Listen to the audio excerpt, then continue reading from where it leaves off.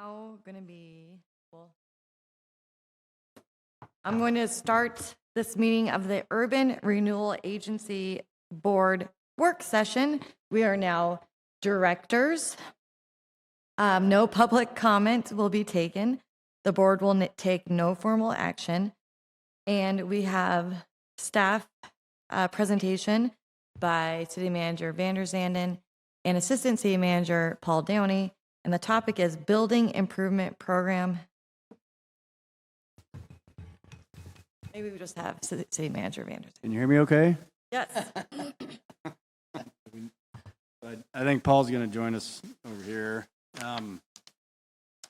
We gave Miles Glowacki the night off, our economic development coordinator. So I'll be filling in for Miles here tonight. The purpose of tonight's work session is to discuss the building improvements program. We're looking at trying to bring a resolution before the URA board sometime in May, likely as part of the budget process. And if passed, a program would be funded in fiscal year 24-25, and applications would begin on July 1st for this particular program. Next slide, please. So a building improvement, if the board recalls, there's already an urban renewal plan, and within that urban renewal plan, there are several kind of broadly outlined programs. One of which is a land banking or land acquisition program. We talked with the board about that. Another one of those programs is what's called the building improvements program. And the program responds really to 3 URA plan goals. It improves local investment climate by reducing financial barriers for redevelopment within the urban renewal area. For example, if you have an old building in downtown that's not occupied, not very well utilized, or not just downtown, but anywhere in the urban renewal plan area, you can create some kind of program like this that will improve the local investment climate by providing matching funds to rehabilitate the building. Okay, so that's one goal. The other one is to promote a vibrant Forest Grove Town Center through strategic urban renewal investments. And then this particular program also responds to the City Council goal of planning an inclusive and sustainable community. Next slide, please. A little bit of history on this particular program. The URA paid off the debt from Jesse Quinn on December 31st of 2023. Part of the reason we've been having some of these work sessions with the Urban Renewal Board is to talk about how do you want to start spending some of the tax increment finances and revenues that are now coming in on a per annum basis. We'll get a little bit more into that throughout the presentation. And that's also why Paul is over here, to answer any financial questions. The URA board held a work session on October 9th, 2023, an outline of this program. It was a real kind of skeleton outline, or framework really, was presented to the board. The URA board asked staff to take it to the Economic Development Commission and the UREC to talk about this particular program and see if they could make any recommendations and then bring it back to the board. So it was presented to EDC on January 11th. EDC came to a consensus and recommended that the URA board adopt some type of building improvements program. And so the program was presented to the URA also on January 22nd. There were some comments from the board, and staff took that back, and we've incorporated those to the best extent that we can into this particular program, draft program tonight. Next slide. So the building improvements program is really composed of 2 parts. One is design grants, and then one is what's called a building improvements grant. I'll take them each individually. The design grant is just that. It's 100% funded. It's up to $5,000, and it would be for anybody that wants to design some type of building improvements, okay? This is the first part of the process, if you will. The idea is so that they can get some kind of professional expertise, advice to look at what type of rehabilitation they may want to do, what type of improvements they may want to do, get a good cost estimate, be able to figure out if they want to go get financing for their portion of the match, and then approach the board with the project. No match is required for the design grant. The building owner or the tenant can apply. And as I mentioned, it's really to kind of prepare some type of building improvements grant. Next slide. This is really kind of the heart of the program, if you will. This would be a grant program where applicants could apply for up to $100,000 for building improvements. The building improvements must increase the assessed value of the property, the marketability, the functionality, for current or future tenants. You could convert space, maybe space that's not utilized now, to something that's more utilized in the future. Grant monies would have to be used for construction, and the building owner or the tenant, with notarized permission from the owner, could apply. The key to this part of the program is that it would require a 50% match. And so if somebody applied for $50,000 for a grant, they would have to match that with $50,000. If they applied for $100,000 or more awarded, they'd have to match that with $100,000 for a total project of $200,000. Staff discussed with EDC and to a certain extent with the board the following potential conditions. Permit fees and SDCs would not be reimbursable. So if you have a permit fee for an application fee or a planning fee or an SDC fee, those would not be reimbursable. The maximum a single property could receive in any 5-year funding cycle would be $105,000. That would be $100,000 plus $5,000 for the planning grant, for the design grant. Nonprofits that currently receive a city property tax exemption would not be eligible for the program. This was talked about at length by the board on the last time that we presented this. The clarification that we made here is that if they are receiving a city property tax exemption, they would not be eligible. And I'd have to ask Paul or defer to Paul. I'm not sure if all nonprofits have filed for a property tax exemption. If they have not, then they would be eligible for the program. To encourage local investment, national chains would not be eligible. What was talked about last time with the board was, what if it was franchised, however, to a local owner? So it could be a national chain, but if it was franchised by a local owner, would the local owner be eligible to apply? Under this particular proposal, they would be eligible to apply as long as it was owned by a local franchisee. And then applicants would be prohibited from applying for reimbursement for their own labor. So that would be part of their project. The monies for the grant would be looked at going toward construction. So a little bit of discussion about rollout. Staff would, if the board likes the program, if a resolution gets passed, staff would propose to open up the applications on July 1st, the start of the fiscal year. And between now and then, we would prepare application materials, we would market the program, we would make sure that it was highly publicized. It does take some time to prepare applications. So the applications, in this case, we were proposing that they actually stay open for 6 months. A lot of cases, especially if you're doing a several $100,000 project, it does take a lot of time to get drawings, to go to the bank, to get finances, to really kind of prepare yourself to do this big endeavor. And so we would have a 6-month period that would allow the businesses to really get a good proposal together. In January and then February, we would submit all the projects to EDC for review. They would make recommendations to the board, and then in February and March, there would be a work session very similar to how the CEP process is scored right now. Something along those lines where the board would look at kind of scoring all of the proposals and then actually approving grants, hopefully on March 17th.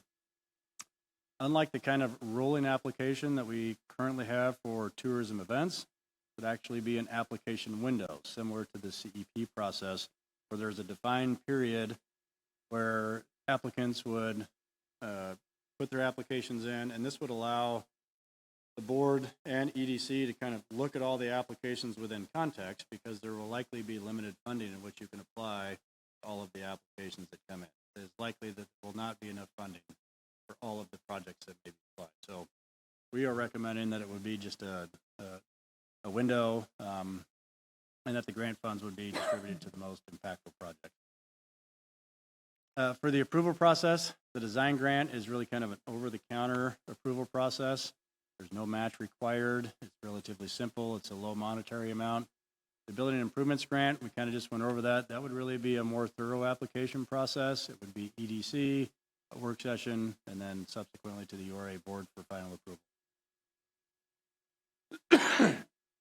Excuse me. Some of the metrics, you can measure the success of these programs in a lot of different ways. some of the metrics that are included in the urban renewal plan are the increase in assessed value. If it is something that leads to assessed value and therefore tax increment revenues over time, for someday when the URA ends, all of that money will come back to the general fund. So the goal is to increase those tax increment revenues over that period faster than they would have otherwise had you not invested in it. So that's one of the measurements. Number of projects completed, square footage renovated. If you look at some of these building improvement programs in other urban renewal areas, that's one of the metrics. How many square feet has been improved over time? Is this a good investment of URA monies? Matching dollars, as we were proposing in this program, it would basically, if they match it at a 50-50, you're kind of doubling the amount of money that's being spent. So you're leveraging 50% of private equity, total grant dollars, and the number of grants distributed. And we would look at preparing these, some kind of report for the URA board every year after the project, or excuse me, after the program gets built. So these are some of the discussion items that we listed, and of course, all the items are up for discussion, but generally speaking, these are the questions. Is there a consensus on a two-part program? Actually, I'll turn it over to you, let's to the just chair. go through it. So I think we do really good when we just go bullet by bullet and then look for consensus. So bullet number 1, is there consensus on a two-part program consisting of the design grants as one program and building improvements? Thumbs up or thumbs down? Discussion, Councilor Ewing? Looks. Well, I do have some questions. Okay, wait, do you want to ask questions of Jess? Okay, let's do Yes, questions please. first and then. Hey, Jesse, so my questions kind of go this way.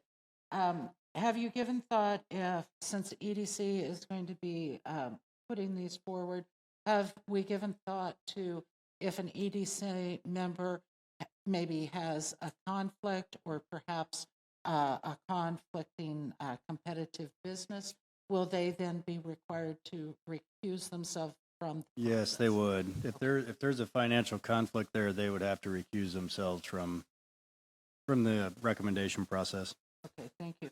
So are we doing then a point system? I'm talking for the larger Scoring. 100,000. Are we doing a point system and how those people are picked for consistency? How are we grading that? I saw the matrix, but will each of those have a defined? Can you maybe go back a slide? That's a great question. I think we would have to put together some type of weighted matrix that would be more empirical in terms of how to rate the proposals. And it would largely be along the lines of these metrics that were listed up there. And it's kind of similar to the tourism events program. We have a scoring rubric that we use to try and make it more objective as opposed to subjective. And we would look at doing the same thing here. We don't have that put together yet, Okay. but that would be something that we would look at be putting together and bringing forward. I would like to follow up really quick if I can. Yeah, I was thinking the same thing. I just want to make sure that I would like to see EDC come up with to me, it's like my teacher hat's on. So the criteria becomes the scoring rubric. So what the applicant gets, like, these are all the things you need, then you use it to score it. So I would like EDC to work with staff or maybe on that and have that approved or come through the board Yes. prior to July 1st. Yeah, I think as part of the actual program in putting together a resolution, we would propose some form of scoring rubric as part of that program so that it's transparent and the board would know about it ahead of time. Because when we advertise the program, we would need to advertise whatever that scoring rubric is as well, just to make sure that everybody knows what it is up front. So. Councilor Ewing, do you have another question?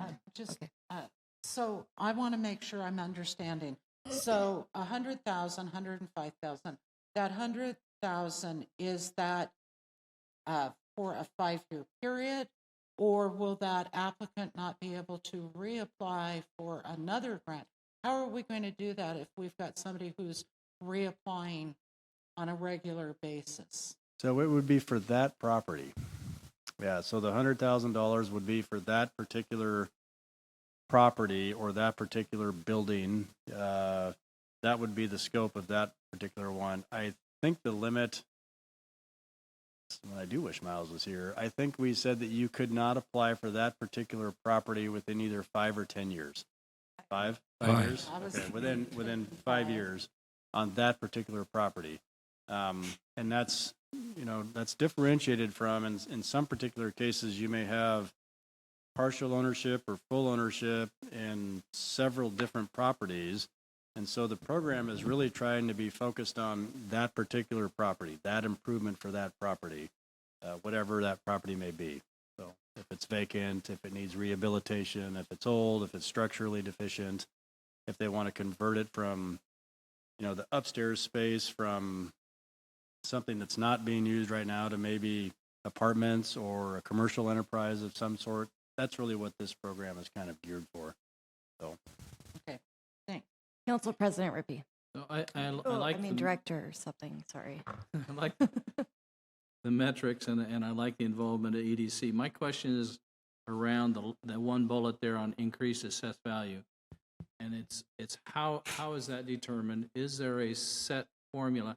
Because what you don't want to get into is an argument with anybody about how you determined what the value is supposed to be. So but it's kind of like CPI.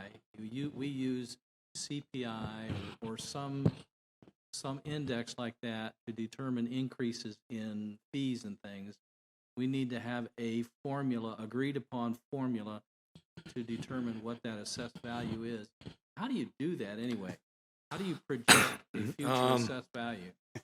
Finance. Even if you do a remodeling project, I mean, you could do a $250,000 remodeling project. That doesn't mean your assessed value is going to increase by $250,000 because the assessor comes in after the project's over and will value and do the valuation on the addition or the change that you've just done. So we're not totally sure what the assessed value increase might be depending on the value of the project, but I think the scope of the project is we want to do this so we are increasing the assessed value of the overall URA. If this change isn't going to result in any increase in the assessed value, part of the goal, like I said, is to increase the overall taxation, overall assessed value in the URA. So we want to see an increase in assessed value as part of these projects. But that's an after the fact, waiting to see if the assessed value goes up. Is there any way to determine at the time of application whether in fact it's actually going to achieve an increase in assessed value? If they're doing a remodeling project that's going to make improvements to the building and if they're above $25,000, the assessor will come back in and revalue and value the improvement or the change. So there should be a change in assessed value. If they improve the building after a certain amount of investment, I think you mentioned 25,000. Yeah. It gets reassessed, and inevitably the assessed value is going to go up after those improvements. It won't go down. And so, how much it will go up? You're correct. You won't know that until after. The other thing I think that also will factor into that, in some cases, it may be a 50-50 match, and the private equity may only be 100,000, but there may be some projects where the maximum grant is 100,000, but somebody may be investing 900,000 or 500,000. So it doesn't cap the private equity that goes into the project. It caps the public URA equity that goes into it.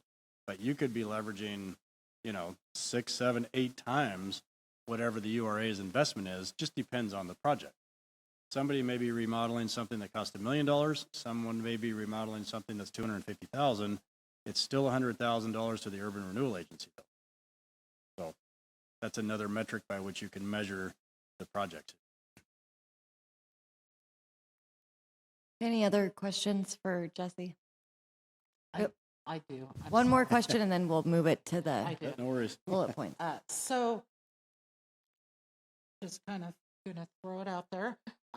If we have an applicant who receives the money, are they going to receive it in incremental, meaning that they're proving that they're actually doing the job? How are we going to measure that? No, that's a great question. Thank you, Board Member Ewing. Yes, it would be done in increments, and you would have to prove up essentially that you are doing whatever your concept is that you submitted.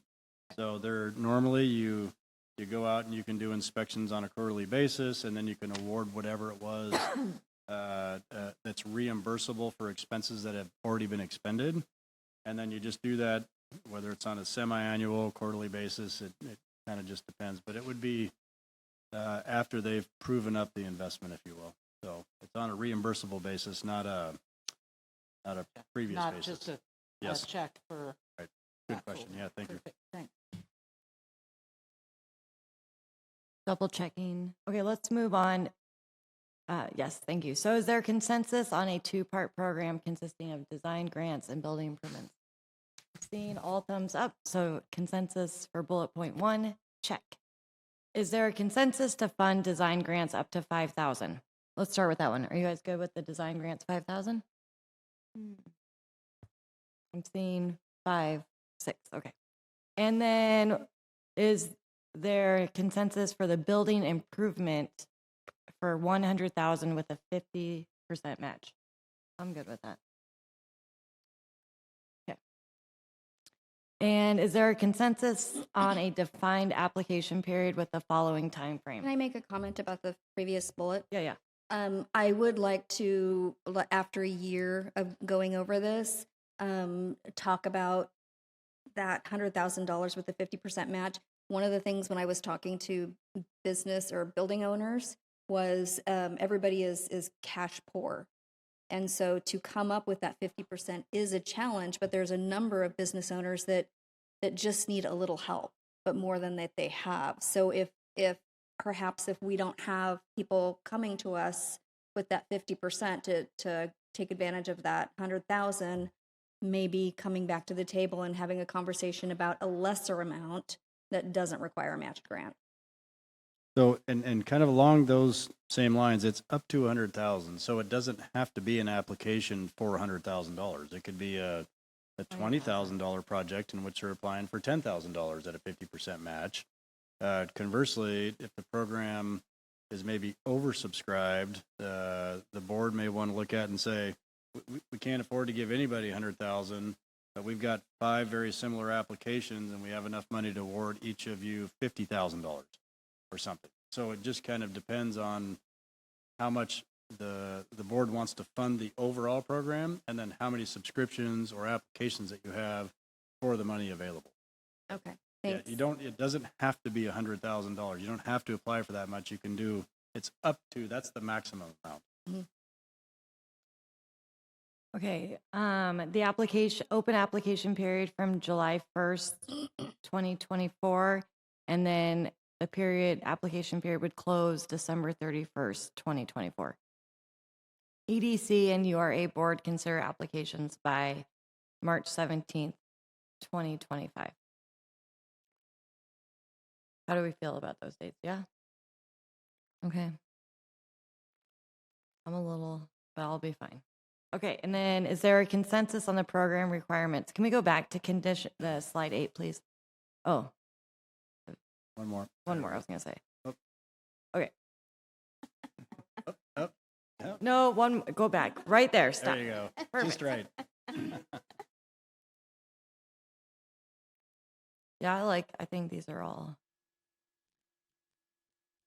Did EDC think we were forgetting anything or, well, it says they discussed it, you guys discussed it with EDC. So I guess I have one more clarification question. That's around the fourth bullet. 1, 2, 3, 4, on the to encourage. national chain okay. thing. So I remember having the discussion earlier. I think I brought this question up. My intent by what I was saying was that the building was owned by the local owner and was conducting a business as a franchisee, not that the building was owned by the national chain. Mm. And so I don't want to be, on the other hand, in either case, the assessed value is going up, Mm-hmm. but it's to the benefit of either a local owner or the national chain. Do we want to draw that distinction? Question. Do we because I agree with you. I think that we need to draw that distinction. I think it should be the property owner needs to be local rather than the franchise. So since we're doing grants for property, then yeah, I think that perhaps a little bit more clarity on that versus national franchise. Director Gustafson. So are we talking just about franchises or building owners? Because there are buildings here that were purchased by people from California, and they're just sitting on the property and it sits there. So what? And it's blight now because it's not doing anything. So what do we do when it's?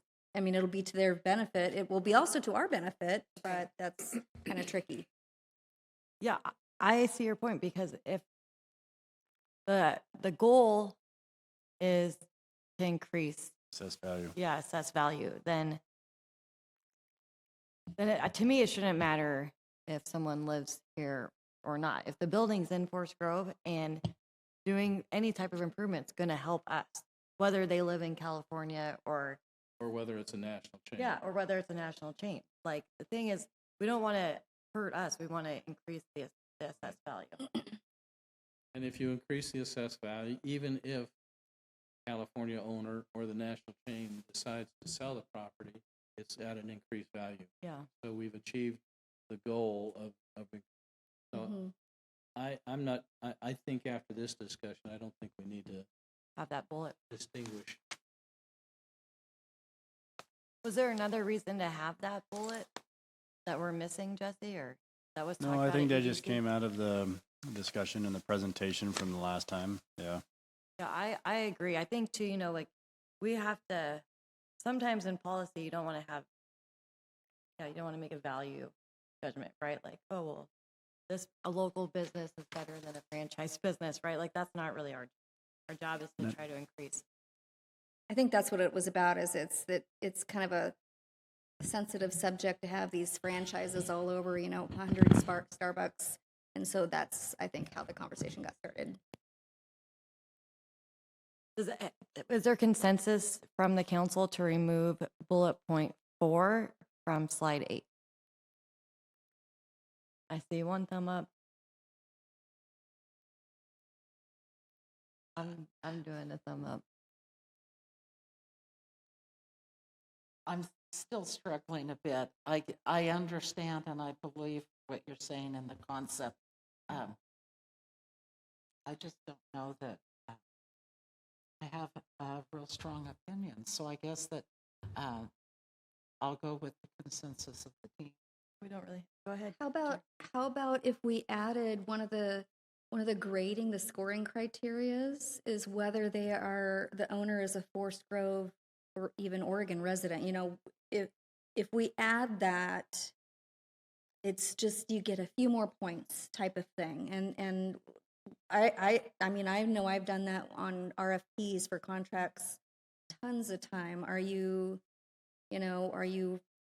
minority owned? You get extra points, that sort of thing. So we could throw that into the scoring to kind of help that. Typically, those types of scores are, like if a local preference is afforded or something, that's typically what you would characterize as a all or nothing score. So if you meet the criteria and you are eligible for local preference, you get 5 points. If you don't, you get 0 points. But in no cases do you get 1, 2, 3, or 4 points, if that makes sense. So just if you set up the scoring rubric like that, you certainly can. You just have to make sure that you set it up so that it's that type of format, or you could run afoul of public contract. So I'm going to go back. I think we need to keep it, and this is because I think about equity. But one of the things that we're trying to do is bring more equitable wealth distribution to our city, as well as just increased assessed value, so that when we have local owners involved in this, that helps generate equity for them, as opposed to, worst case scenario thing here, we could have something that's owned by the Chinese government. I'm not interested in, quite frankly, in helping them improve the facility. And that's a very political, personal statement. I guess that I would be more comfortable if perhaps in our scoring, as Donna, that we do give a preferential pointed to our local business. I think that that kind of deals with the equity for our business owners that have put in blood, sweat, and tears, as well as, making clear statement that local art give you a better life. I think for ease of administrative work, that we just leave, I mean, we just leave it, I'm fine leaving it in, unless it's, because what I don't want to have happen is we try to finagle a score and then we have someone come to the city and complain that it wasn't done. If the direction from the council is we want to encourage local ownership, and that's fine, let's just make the policy, and that way we don't have to worry about these other things, and so we won't get caught. Like, I just want to protect the city interest, and I think we just leave it. I mean, honestly, I think that no one's going to come to the city of Forest Grove and ask for this improvement if they don't own the building or own the franchise. So I think either way, this would be an incorrect statement, though, because we're not talking about national chains like McDonald's and we're upgrading the McDonald's building. We're talking about somebody out of state who owns a building and a Forest Grove resident wanting to lease that building, but they need to put in a kitchen. Right. And now if the building is owned by an out of state person, that local business owner, are they allowed to go for this grant? Yeah, my understanding was they would have to have, unlike a previous slide, it said if it's a tenant, they would have to have some sort of Notary on it. Notarized permission. notarized, yeah. That's to get the approval for it because they don't own the building. I want to make sure that this, because they're talking about national chains and franchises, where this is really about building owners, because it's your building that you're modifying.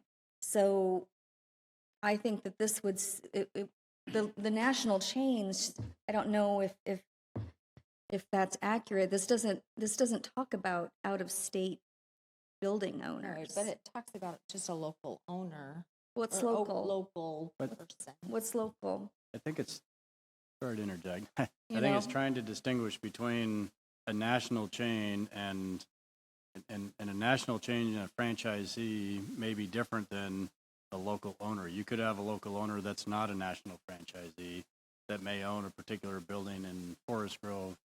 And if the chair mentioned earlier that if you go to the previous slide, you don't have to be the owner of the building to participate in the program. You could be the tenant or you could be a lessee, but you would have to get permission from the owner to be able to make those improvements because you're the one running the business. You're the one leasing the space. Something like that.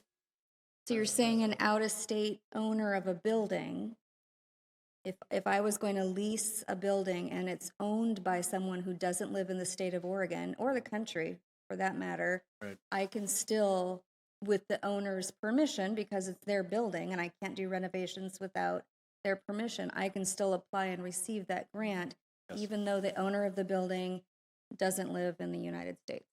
Okay. Because right? Yes, that was But as is.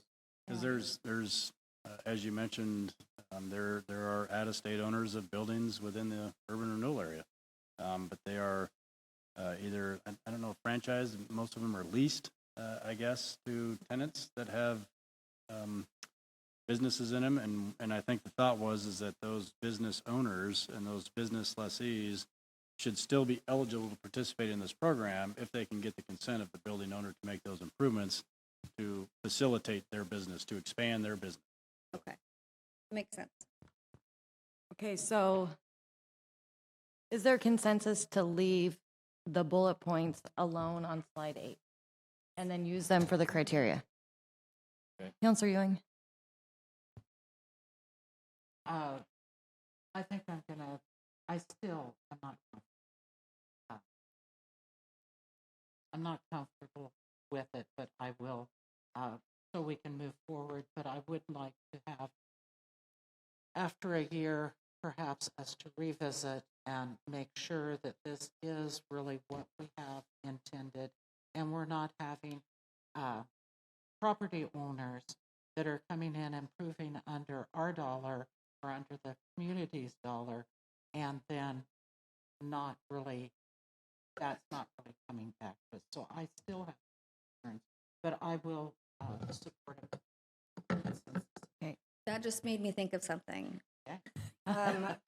I get hired on with a $15,000 bonus. I quit the next day.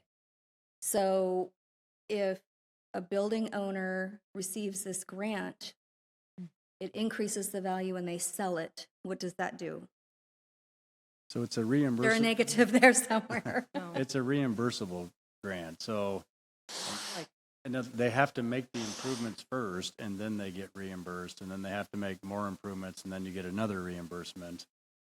So if I understood the scenario correctly, they wouldn't get the grant, not be able to make the improvements, and then sell the building. That makes sense. In other words, Right, but they've just put that cash in their pocket because they've increased the value, but they've sold it right after the value's been increased. But the assessed there a value, negative the assessed value on that building stays goes to the new owner. So that increase in assessed value is still going to be there.